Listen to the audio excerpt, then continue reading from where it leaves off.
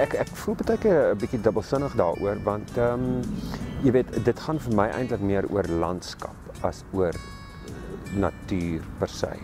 Want jy weet omdat ek van Namibië afkom is daai spesifieke landskap beteken vir my oneindig baie. En ek het 'n baie noue verwantskap met die spesifieke landskap, jy weet wat eintlik maar die woestyn is, want dit is so deel van my. So dit is vir my baie betekenisvol. Ek is nie noodwendig uit die aard, ek is nie noodwendig een wat net, jy weet, enige natuur is. Jy weet, ek sê partykeer sê ek eintlik inderdaad dat eintlik vind ek partykeer die natuur is 'n bietjie no, for want of a better word, it's a bit overrated. Ek hou baie van mense, ek is lief vir die stad, maar terselfdertyd is ek baie verknog aan spesifiek die Namibiese landskap.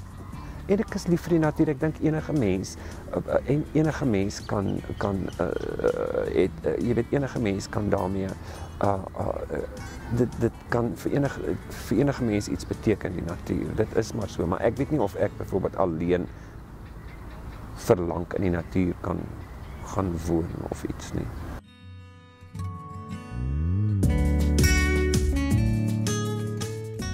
Wel, dit is 'n ander saak. Jy weet, dit klink nogal vir my 'n opsie.